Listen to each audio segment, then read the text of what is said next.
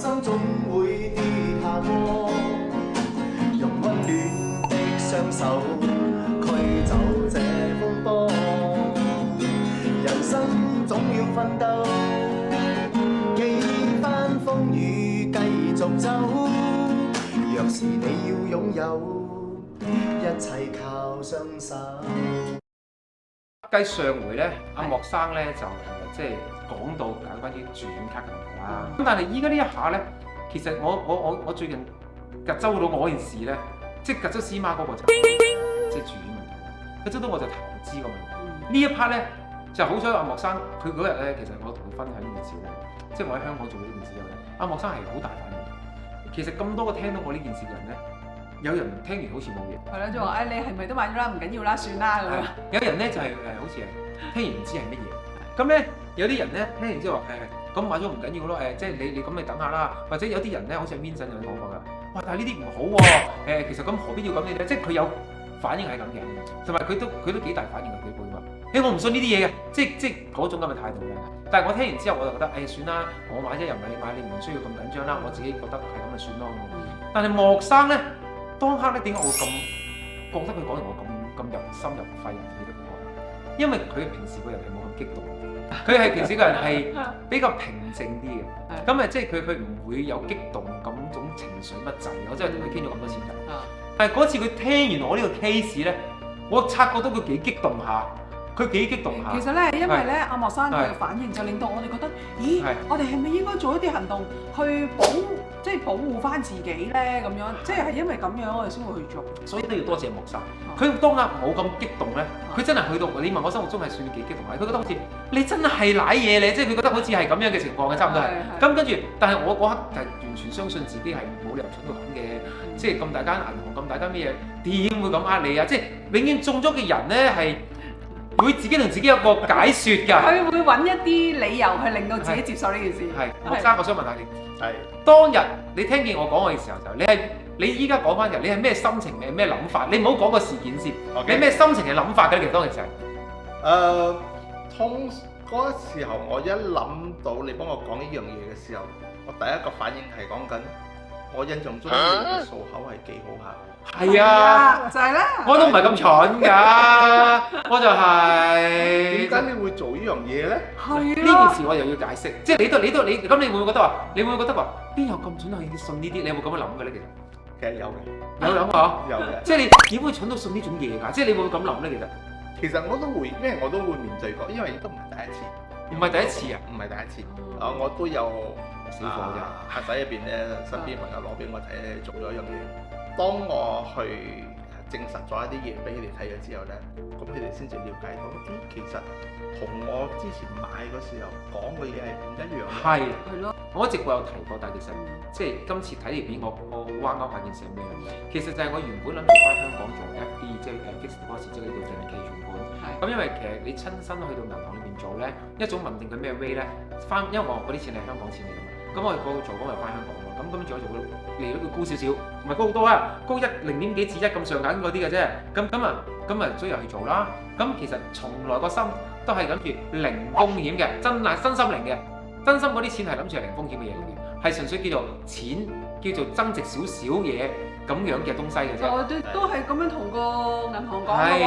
好快，今次呢件事咧應該就我就呢一刻咧就差唔多解決咗嘅，所以我就唔 open 嗰啲銀行嗰啲人嘅名啦，因為我應承過如果解決到咧，我就唔會 open 佢哋啲名出嚟嘅咁佢哋即係咁我去到呢間咁大嘅銀行裏邊咧，而且都係跨國嘅銀行裏邊咧，咁佢做咧，咁我相信佢唔會呃我㗎啦，而且我仲係 PDM account，即係我係入到去即係嗰間 shop 都零舍唔同啲嗰隻嚟嘅，而且啲房又係經理房嗰啲，咁我覺得即係你好有一個叫做好有信任啊對件事嚟講，咁咧其實我又去到好簡單嘅，我都同佢講，喂，我哋寫晒 email 約好晒，講好晒啲利率，我淨係想簽紙走人㗎咋，我其實唔想做任何嘢㗎，即係入嚟你俾塊份嘢，我簽咗個 fix 點我走㗎啦咁樣，但係佢死咧，阿莫生你知唔知佢當其時點樣令到我得？其實莫生唔知我當其時點解會做乜知，就係因為佢死咧，佢用好多 excuse 喺度同你傾偈，佢唔攞嗰份嘢出嚟，佢唔做嗰樣嘢，佢講天南地北，關心你、了解你，傾呢傾路，喺度同你死左傾右傾嚇。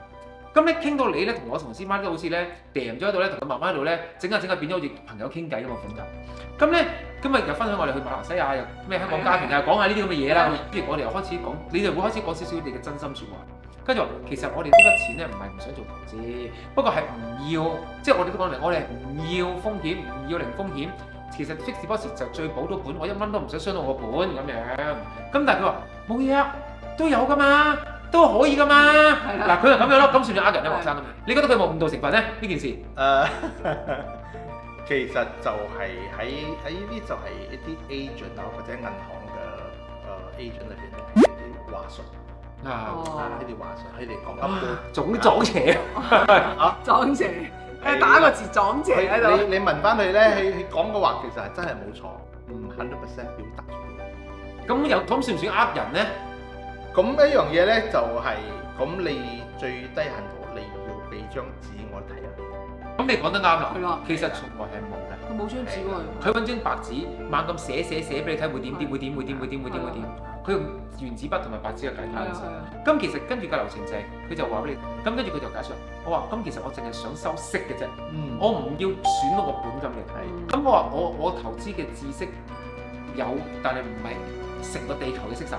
咁我話即管講俾我聽，你有啲乜嘢方法係可以咁樣保住個本金完全唔喐 ，and then 賺到息，而個息口又比個定存高。嗱，我個 terms 係講到咁清楚嘅，咁佢就有，係啊，佢話有嗱咁其實呢個已經係呃緊我㗎啦。有跟住話佢話可以做到4至5厘㗎每年咁樣。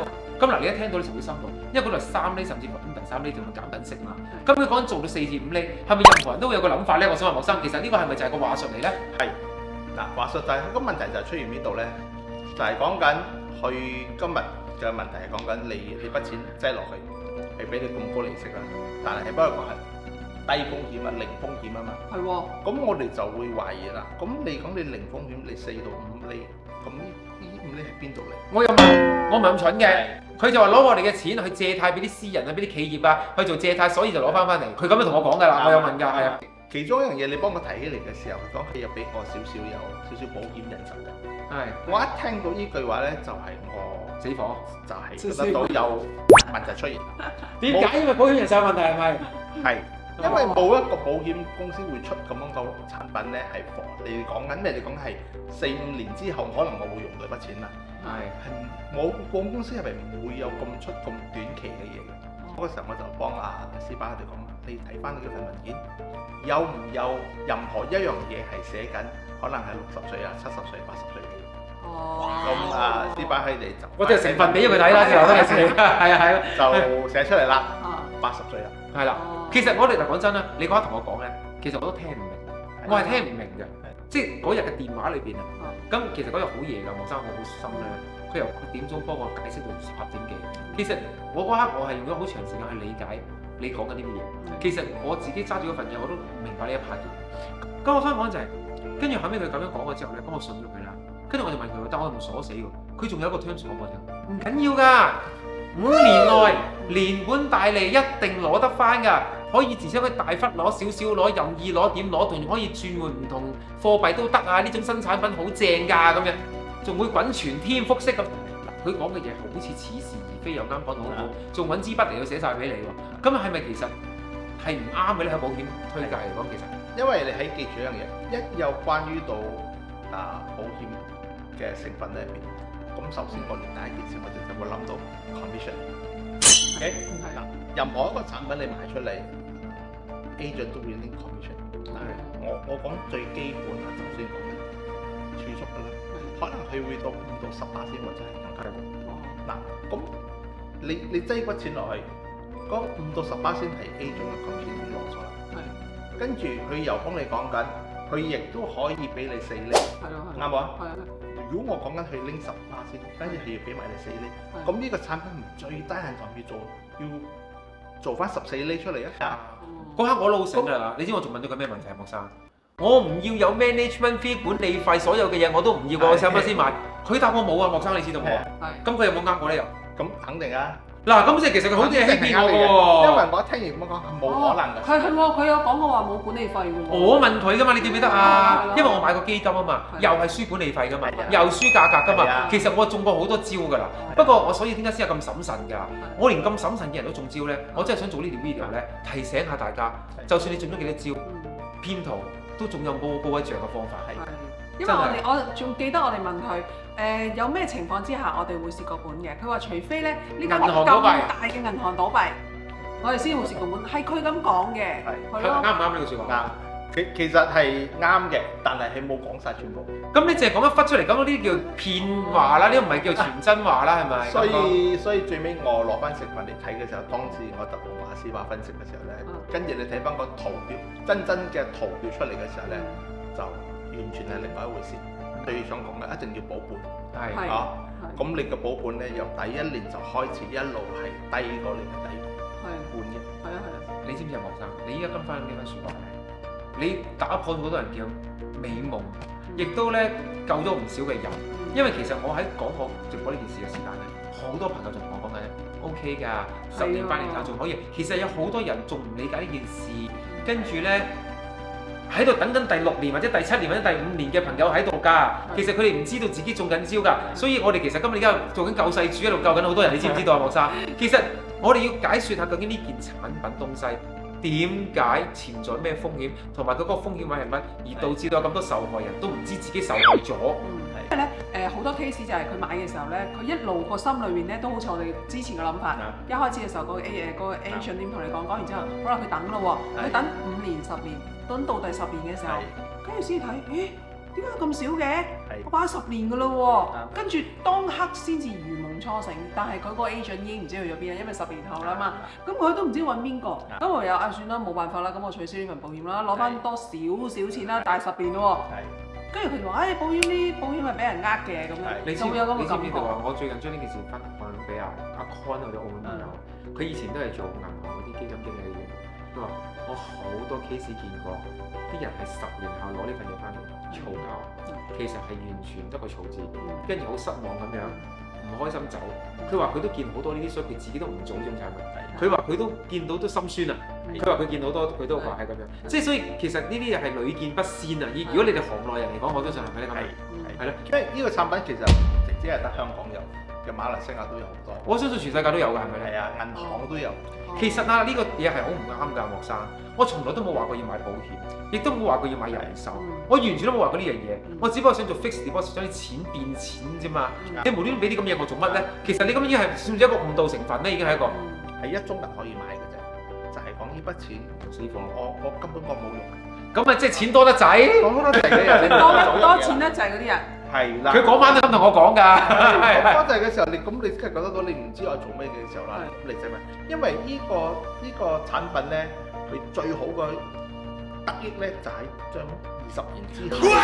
係。個問題係問留俾個孫啊嘛。真係嘅，我哋咧亦都有啲 fans 咧，佢係擺足20年，佢20年後真係攞到一筆錯，知嘛？有一個粉絲唔開名，佢即刻又 WhatsApp 我，見到我呢件事，佢同我講佢等足20年，幫咗個朋友買嘅後生嘅事，佢話呢20年嚟，佢除翻開每年3厘息。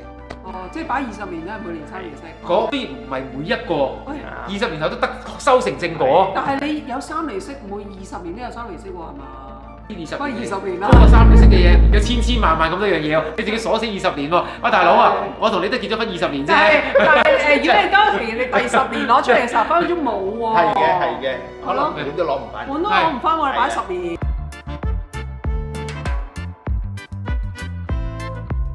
其實呢件事咧，我依家件事，我去到依家呢個 stage 啊，其實銀行已經 confirm 咗幫我 cancel 咗個 case，我而家等緊佢 refund，就1蚊都冇蝕，但係我蝕咗啲時間性咯，我都唔計較呢啲嘢啦，即係我當自己蠢咗，我唔去計較啦。咁但係即係我嘅損失係呢啲啦，今次呢個事件。但係經過呢個咁嘅人生經歷咧，我又係覺得好應該分享俾人嘅一件事嚟嘅。咁而且好厚有幸。其實我有時都覺得個天唔知係玩我啊，定係特登製造一啲機遇俾我去經歷一啲嘢啦。好似孫悟空經歷122件事咁咧，即係無端端製咗個問題俾我，又俾一個莫生我咁咧，即係等你有個大問題又有個解決方法，等你經歷咗人生嘅大變咁咧，成得你。不過你係咁諗，如果你即係譬如話我真係自己心目中我真係想買一份人壽保險，放我真係我死咗嘅時候，我譬如話我供緊樓啊、供緊車啊，咁嗰啲仔女都咁你買人壽保險咪得咯？係啦，咁我正經買一份人壽保險，咁我唔好俾人呃嘛。我同個 agent 講我要買一份。但係我冇話過買人壽保險啊，先當其時。咁如果嗰個 agent 正經介紹一份人壽保險俾我，咁 OK。咁如果我想買，我咪買。你唔會買㗎。但係而家問題就係，我冇諗過買嘛。因為人壽保險咧，佢唔會 lock 到你咁多錢嘅，佢只有用呢個叫儲蓄人手嘅 terms 先可以 lock 你咁大嚿錢啊嘛。啱嘅。即係你仲唔明佢個騙徒嘅諗法係咩？啱啊，何生。即係如果你嘅資金你100%先擠落去咧，其實可能得5%係拎你買保險，95%係拎你。係啊！我哋要開宗明義講下呢個產品係咩東東。咁咧就等阿莫生拆解個解軍咧，你真係要好小心。阿莫生咧將嗰個 terms 嘅重點啊，佢好精要咁講俾我聽，但係當其時我都花咗少時間去消化佢。究竟係講嘢係唔係啊？會唔會唔學生你自己都誤會咗啊？我當時聽唔係咁㗎，即係會唔會係你自己睇書面語你睇誤會啊咁樣？即係我仲咁樣質疑阿莫生喺背後。咁其實後尾到我再喺度冷靜嘅情況，唔係喎，越嚟越覺得佢講得啱多啲喎，莫生咁樣。件事呢個產品叫咩名咧？莫生其實英文咧，我哋叫做係endowment plan。哇！儲錢儲蓄嘅 plan。儲蓄計劃。通常呢種 product 出到嚟咧，其實係講緊咩人需要買咧？譬如講緊我要買俾我嘅啱啱出世嘅個仔或者個女嘅時候，我就可以買咯。20年計劃之後啦嘛，你大入海員嗰度咯。但係唔記得溫 T 攞啲乜嘅喎，莫生。係啦，馬來西亞仲有其他好多產品都可以做啦。就算講簡單嘅 EPF 啦。呢個好過佢好多，係啦，我都講下 EPF 都好。但係阿莫生，你知道我當其時你咁諗嘅，我要解釋為自己解釋少少。香港嘅息口係冇你咁高，依家大致喺呢一刻嚟講係3至到3點幾少少，而且有少少向下嘅趨勢，可能嚟緊下一年變到2點幾。所以點解令到我哋會追息口追得好緊要？就同你哋有啲 EPF 5啊、5點幾啊、6啊、4啊咁，其實我哋冇呢啲數字。係咁樣。仲有一樣嘢特別要提醒大家通常呢啲 agent 係幫你 present 用嘅時候咧，其實我哋隻產品入面你必須有一個風險。通常咧，如果喺 present 係低風險嘅，我哋而家低㗎啦，已經係你唔會買。我哋識咗係低㗎，佢話呢個係低風險嘢嚟㗎。但佢係講低啊嘛，但係都講啊，你購買咗佢嘅 commission， 購買要俾你嘅，其實。佢唔低啊嘛！佢個產品最少人哋要18%以上。係啊，莫生佢咪就係騙我咯。佢話佢同我哋做咗 assessment 先至同佢傾偈㗎。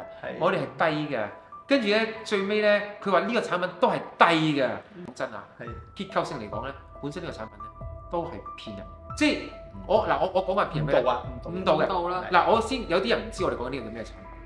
個產品係佢嘅結構設計係咩咧？我覺得後尾先知啦。我係買完先知佢嘅真正結構係咩㗎？即係我當你買20萬。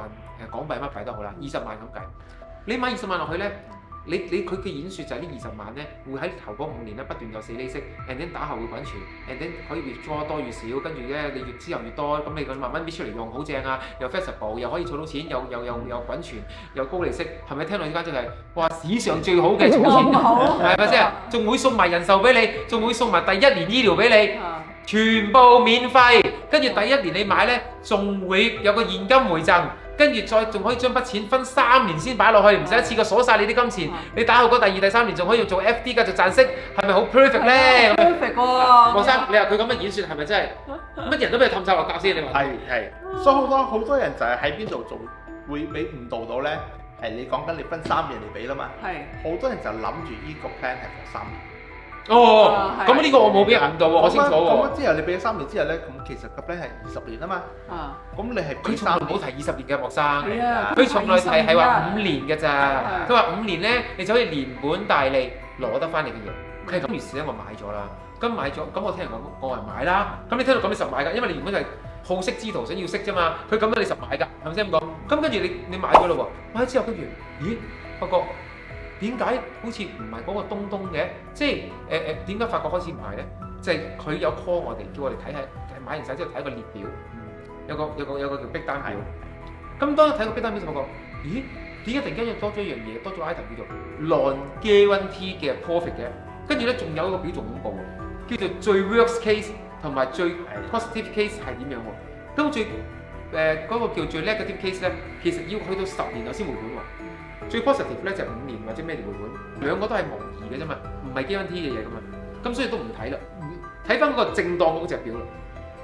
就算正當嗰隻表咧，都分咗叫將你筆錢將你嗰20萬咧分咗去嘅喎，好似翻攤咁嘅喎。分咗一個叫 guarantee 俾你，一個叫 non-guarantee 俾你，跟住咧就分翻個年期，一年咁數俾你咯噃。好啦，跟住問題嚟啦，我初時睇咧，黃生，我睇呢個表啊，我都未開始覺得佢好大蠱惑。嗱，問題呢度喎，就算我讀過書嘅人睇啊，都未開始覺得佢好大蠱惑，你知唔知道？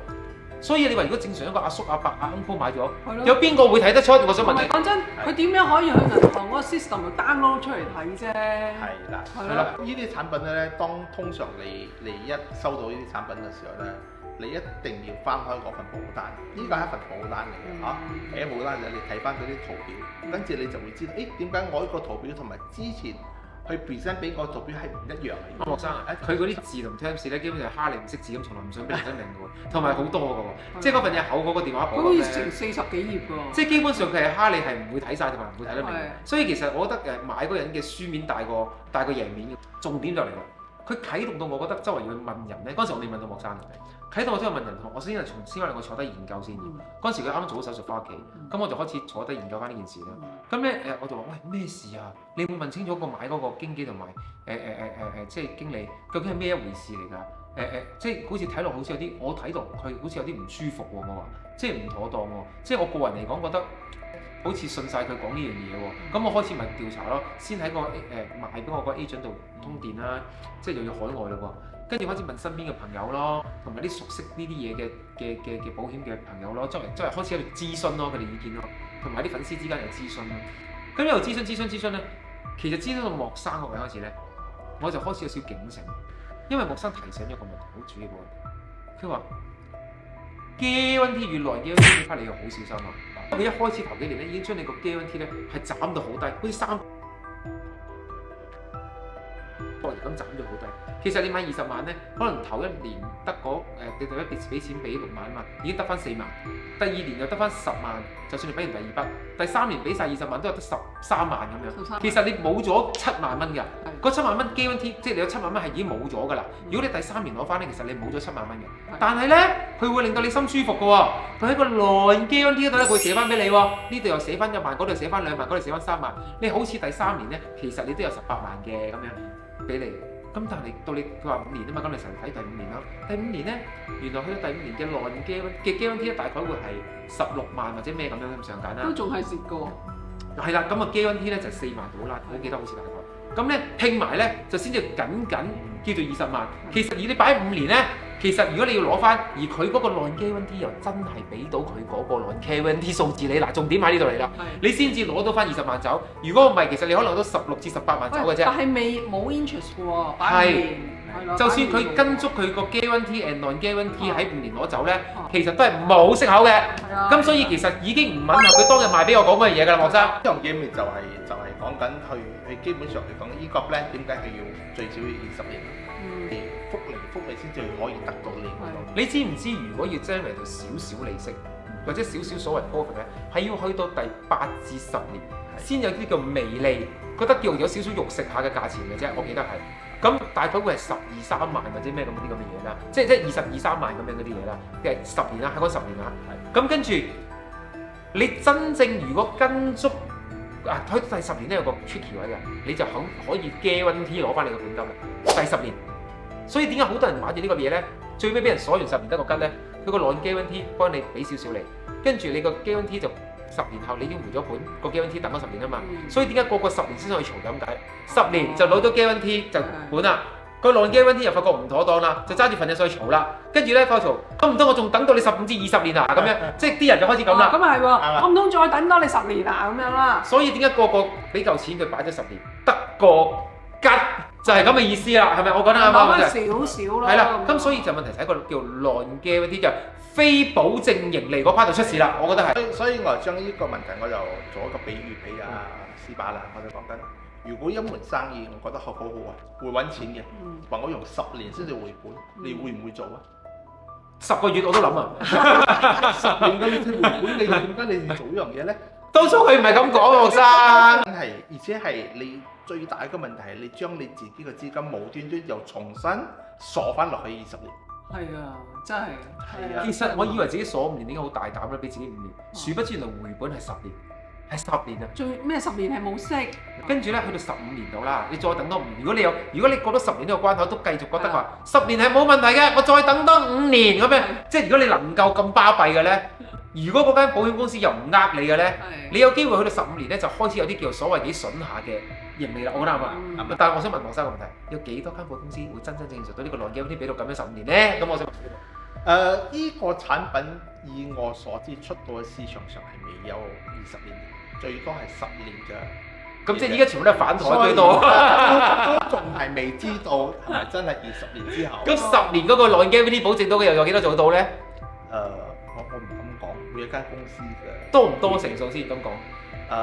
咁我之前我有幫你講過其中一間咧，我親自去嗰度問嘅時候咧，佢都幫我講過嘅，係講咁我問翻你之前嗰幾年嘅回酬係咪得到minimum 咪做到啊？係講做到啊？咁咯，做咩我嘅嘢仲係得唔到所要嘅嘢咧？係講緊因為我需要你哋繼續再繳換 additional 嘅 premium。咁咪即係咁你做唔到咧？因為係講緊因為我哋唔知道以後我哋做唔做得到。咁啊講曬㗎呢家嘢，即係講晒喎。咁我想問下啦，喺咁樣嘅情況，佢好多人講緊10年可能會 cut off 咗，咁其實係浪費咗10年嘅時間。我覺得啱唔啱？其實呢種就係點解呢個嘢嘅結構性嘅呃咁啫。佢呃你個心理，你捱埋都10年。你見到10年冇盈利，係咪都係咁樣？而銀行就或者保險賺咗你就係呢10年嘅免費錢去做佢哋嘢。其實呢個就係成件嘢嘅症結，所以其實係冇儲蓄成分嘅，係攞你嚿錢去用10年，跟住俾翻嗰嚿嘢你，跟住咧就唔該晒。咁樣其實係咁樣一件事嚟嘅。你講唔該晒啦。係即係咁跟住你如果捱到15至20年嘅時候咧，而嗰間保險公司仲存在，或者呢個 package 呢個產品仲存在，嗰啲人冇走晒到嘅時候咧，其實走晒就完咗呢個嘢。譬如有10個人買，10個走晒，呢件嘢就完咗㗎啦。如果個10個人有10個都頂唔順咗10年，走晒咗咧，咁其實就佢就贏，佢就贏晒成盤棋㗎啦。嘅一個 game 嚟㗎，大家。咁所以其實咧，你話幾恐怖嘅一個嘢咧，其實咁仲要你仲有咁長命去鬥，你係咪真係有10至15年、20年命咧？你要去諗嘅啫。其實你諗下，成件嘢嘅贏面係咁低，佢就已經一買嗰刻就已經贏晒你。其實你嘅贏面係用條命嚟鬥長命，贏唔贏喎？其實係輸到不堪喎呢件事。同埋好多人咧買完嗰一刻咧都唔會再問啊嘛，亦都唔會再翻查自己買咗啲咩啊嘛。到你過咗10年之後，你先發覺有問題嘅時候，你真係已經追唔翻。莫生見到幾多呢啲投訴 case 啊？呢啲其實都幾多下㗎。當佢哋幫我落講起呢樣嘢嘅時候咧，咁我落翻嚟睇，咁有啲嘢係我覺得都係 OK 嘅，即係因為係你講得我真係儲俾個仔嘅，咁就 OK 啦，我覺得都。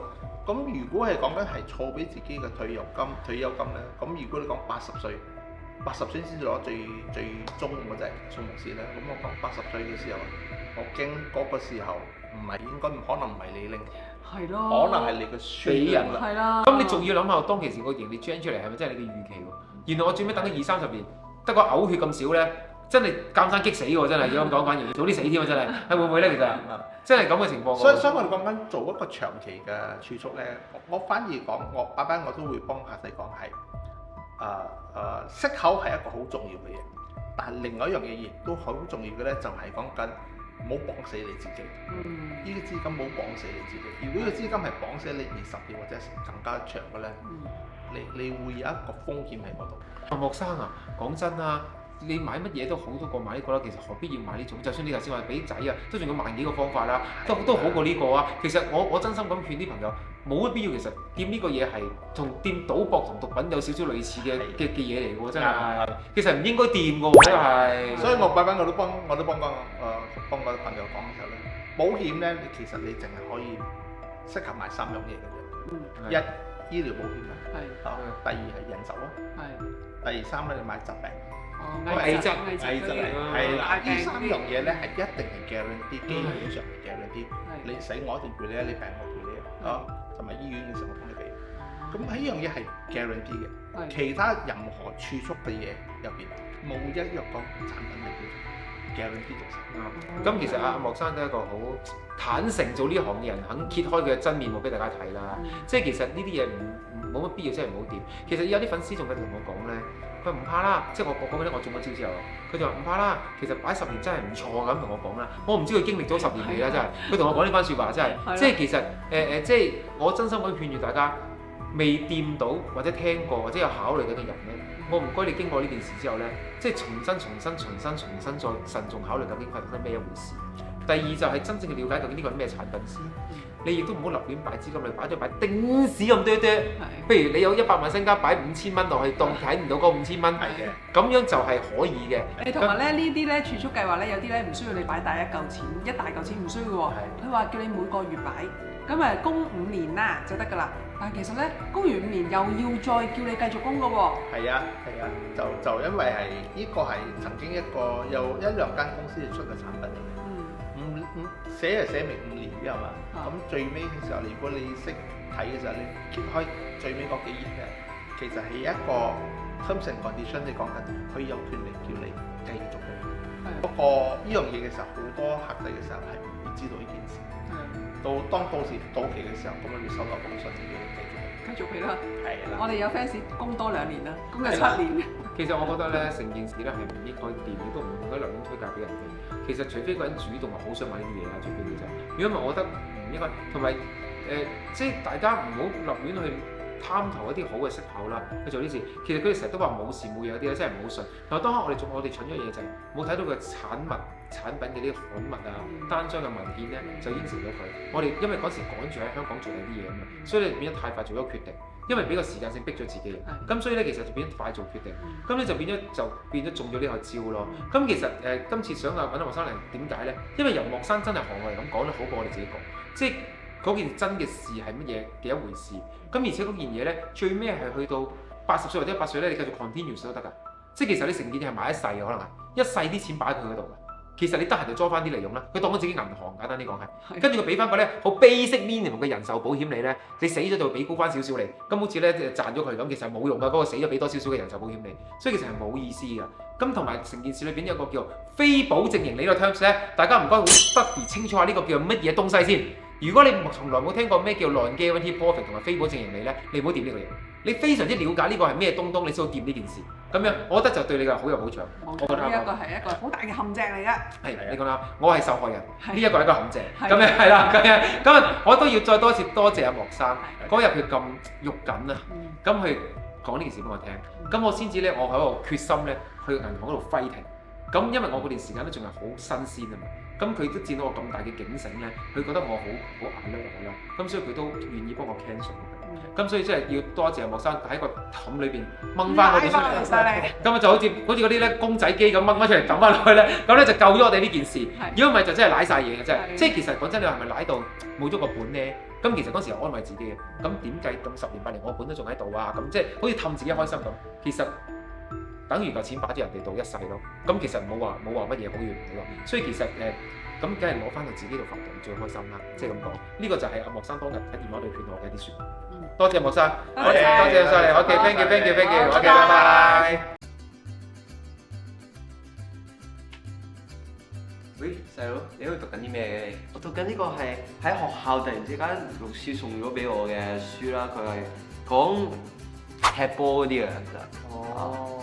你講起做運動啦，你呢幾年嚟你都瘦咗好多。我有個朋友又係好似想你去，好似你咁減肥啦，所以我係佢個 idol 啊。係啦，好似係咁啦。咁你有咩建議可以俾佢咧？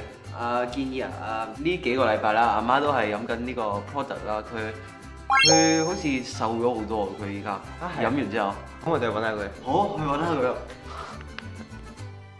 聽阿細佬講咧，你最近好似有一樣新嘢飲咧，你成日都飲喎喺做運動之前係咪？係啊，呢一個咧，因為咧我就係飲咗呢個 Meta Drink 啦。咁佢咧有一個好好嘅功能咧，就係話講消脂。你知我哋脂肪係幾多㗎啦嚇。咁咧就係咧，當你做運動嘅時候，之前咧你飲啦，咁就1個禮拜度咧，你就開始發覺咧自己做運動嘅時候咧，嗰個效果係出得好好嘅，即係譬如話自己瘦得快啲啦，同埋最緊要咧係有環顧脂肪嘅時候咧，去廁所如果飲咗呢個 drink 嘅時候，去廁所就會容易啲咁樣去啦。咁就最緊要係話講有啲人咧係有糖尿病嗰啲咧，咁佢咧就飲咗呢個 drink 嘅時候 Meta drink 咧，佢就會咧令到嗰個胰島素嘅敏感性都高啲嘅，所以咧都有助呢個糖尿病㗎。咁所以咧而家咧我就係咧飲緊呢一個1星期咧，其實我係每一日朝頭早咧就沖一包出嚟飲。哦，咁都聽起嚟好有用咁喎，咁我介紹俾我朋友先。好啊，咁快啲瘦咗，係咯，瘦到好似你咁樣。OK 啊。啊，咁你而家可唔可以沖一啲俾我哋飲下咧？當然可以啦，佢個飲嘅味道咧係非常之好飲嘅，因為佢係 passion fruit 嚟嘅。咁咧試下俾你睇先，佢係白色嘅粉狀嚟嘅。佢全部咧係用呢一個熱情果去做嘅，所以咧變咗係好健康嘅蔬果嘅飲品。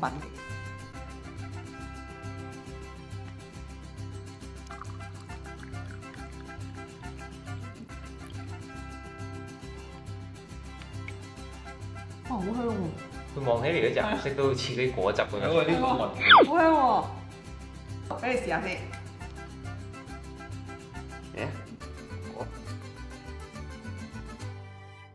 呢個係咩味嘅咧？呢個 passion fruit 嘅味啊，好大陣其實。啊，佢呢杯嘢都唔係特別太甜喎，呢個佢好似淡啲嘅果汁咁樣呢一個。就係因為咧，你而家咧市面上嗰個飲品咧，成日都係好甜噶嘛，所以咧我就發覺，呢個 passion fruit 嘅飲品咧，Meta drinks 咧，令到你飲落嘅時候好舒服，唔會覺得哇好甜啊，我要少甜啊，出去成日飲嘢成日要少甜啊，但係呢一杯咧就啱啱好啦。係啦，就係咧為咗慶祝呢個開齋節啦，所以咧直至到咧今個月嘅月尾4月份嘅30號之前咧，如果大家咧買第一盒嘅 Meta drink 咧，我哋咧就以一個優惠價98溝就可以送到俾大家，連埋我哋大馬斯嘅禮物，同埋咧如果係運西馬咧係免運費嘅。如果將來咧係另外一盒嘅時候咧，個價錢咧就係128溝。好啦，大家咧快啲嚟咧買一盒翻嚟試下啦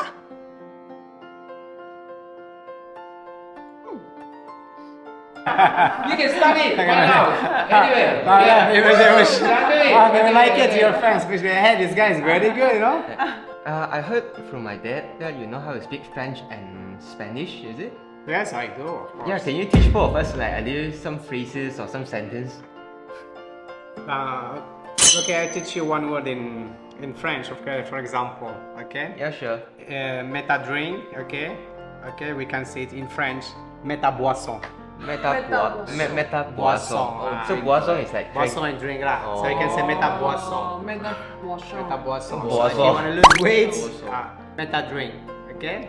But of course, you're gonna lose weight, you cannot just count on meta drink, you have to count on my help, of course. Yeah, you're a personal trainer, 1 month you're gonna lose weight a lot. Yeah. So please, don't forget to contact Mr. Anson or myself. Thank you. 記得訂閱同埋 like 我哋嘅 channel啊！